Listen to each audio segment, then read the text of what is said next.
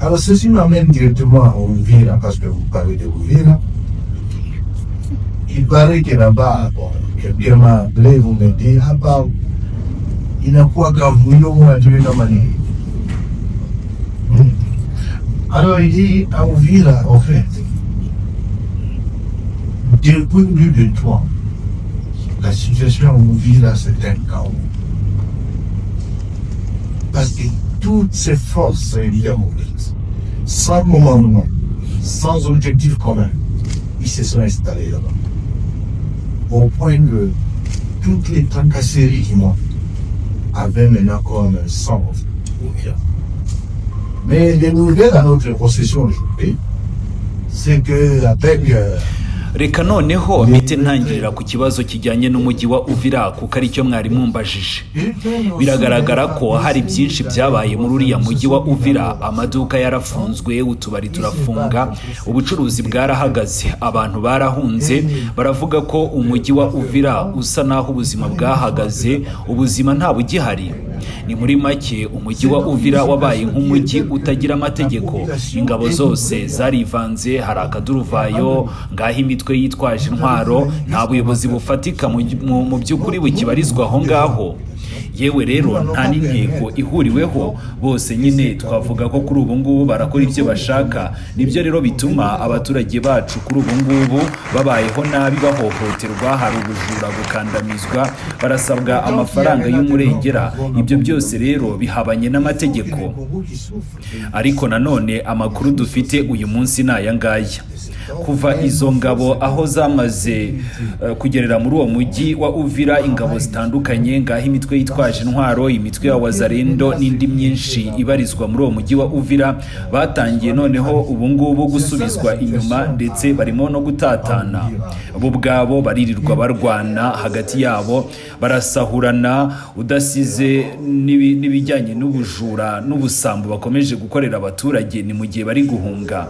Hari n'amakuru avuga ko bamwe bahunze mu buryo bwa burundu, basiga uwo mujyi wa Uvira nta mutekano. Kugeza ubu ngubu nta nubwo tuzi iyo bakomeje kugenda barengera. Ariko kandi nubwo nta buyobozi uyu mujyi ufite habe na buke, ibi ngibi bivuze iki? Bivuze ko abaturage bo mu mujyi wa Uvira basigaye mu kangaratete, nta n'umwe uhari wo kubacungira umutekano, ndetse nta n'umwe uhari wo kubayobora. None se natwe tugomba gukora iki mu gihe ibintu bimeze bityo? Twebwe nka FCM 23 turimo gukora uko dushoboye kugira ngo turengere abaturage, kandi ntabwo tuzemera ko aka kavuyo gakomeza by'igihe kirekire. Tugomba kwiyubakira uburyo bwo gusubizaho ituze n'umutekano, tugasubizaho ubutegetsi. Kandi nk'uko mwabivuze kenshi, abaturage bo mu duce dutandukanye barimo nk'Abanyamurenge, abaturage bo muri Uvira, Abafurero ndetse n'abandi bakeneye kuyoborwa bijyana n'umutekano cyo kimwe n'abandi baturage bamaze kubohorwa. Ibyo rero bigomba kujyana n'uko ingabo zacu n'inzego z'umutekano zikora buri munsi zigomba kuhagezwa. Hari uguteza imbere umutekano, guca mu buryo bwa burundu ibikomeje gutera abaturage ubwoba, ndetse no guhangana n'imitwe yakomeje kwambura abaturage n'abo ngabo bakomeje kubabuza umutekano. Niyo sura y'ukuri rero y'ibigiye kuba mu mujyi wa Uvira vuba aha ngaha. Hari n'undi muntu wambajije ku birebana na raporo y'inzobere za Loni. Babajije ari babiri, ngo hari abasirikare b'igihugu cy'u Rwanda bagera ku 600 bari muri Repubulika Iharanira Demokarasi ya Kongo nk'uko iyo raporo ibivuga. None se kuki mu by'ukuri bavuga 600? Ariko rero sinzi niba wenda mwebwe mukunda kwemera ibyo bashyira hariya byose. Ibyo byose baba bashyize hanze ngo ni amatsinda ya Loni. Ariko se koko mwizera neza ko ibyo bavuga ko ari ukuri? Kubera iki iteka ryose bashyira imbere ziriya nzira? Reka ariko nanone wenda tuvuge ku bijyanye nabyo. Ikibazo dukwiriye kwibaza twebwe aha ngaha ni iki ngiki: kuki buri gihe bavuga u Rwanda mu bibazo byose bya Kongo nkaho ari rwo rubitera? Kuki batavugisha ukuri niba koko ukuri kugaragara ngo bakugaragaze? Noneho bakavuga ngo twebwe turi Abanyarwanda, ko nta munyekongo ngo uba muri AFCM 23, twese ko turi abanyamahanga. Ni ibintu byuzuyemo urwango, nta shingiro bifite, kandi navuga ko bisenya igihugu. ariko mbere wenda yo gukomeza gutanga ibisobanuro birambuye, hari ibyifuzo ko inzobere za Loni zibanza wenda kuvuga uko ibintu bigaragara cyangwa se bakavuga ku bintu bikomeye byakomeje kugaragara koko.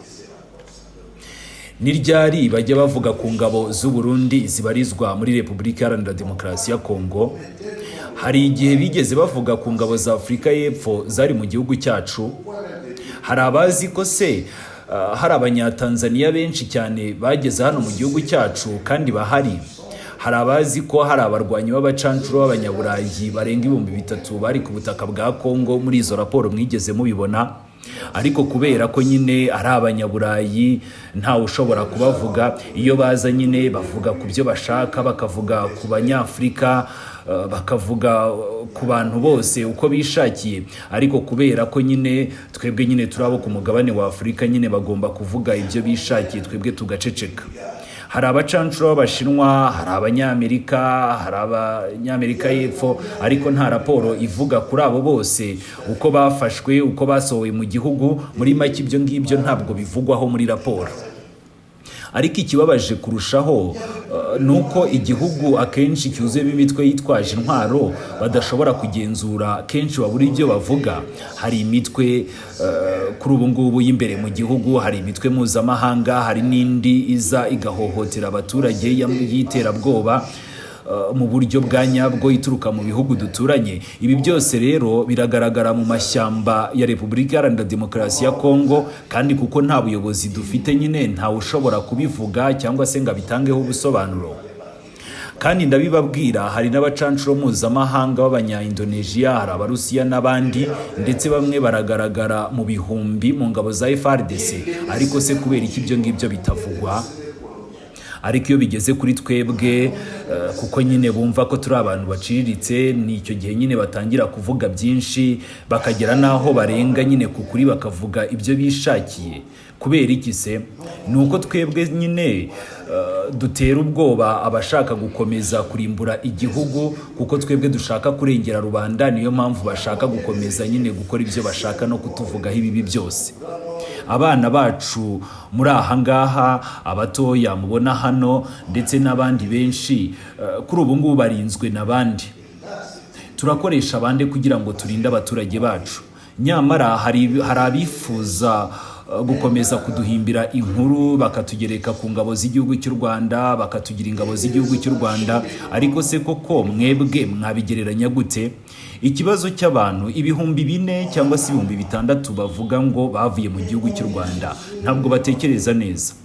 Abo twigeze gufata 2 gusa twabafashe mu buryo bweruye, tubereka isi yose. None se umuntu yafata abantu 2 akavuga ko aribo bagize umutwe wose w'abantu 1000 n'ibihumbi? Mujye rwose namwe muba abanyabwenge, ntimugapfe gusoma ibyo mubonye aho byose ngo mwumve ko ari ukuri. Ibyo rero nibyo bavuga, ariko nanone twebwe tukabifata nk'urwenya. Turavuga ko twivuye inyuma twebwe rero nka FCM 23 turabivuga twivuye inyuma ko nta ngabo z'u Rwanda zihari, ntabwo dufatanya n'ingabo z'igihugu cy'u Rwanda. Kandi n'uwabishaka kubyumva wese yakumva ukuri, twabimusobanurira kandi agasobanukirwa. Ikibazo cya Kongo kiva mu banyekongo, kandi ibibazo by'abanyekongo ni twebwe abanyekongo tubitera, biri hagati yacu. Ntabwo rero ibibazo byacu ari iby'abanyarwanda, ntabwo ikibazo cya Kongo ari ikibazo cy'u Rwanda.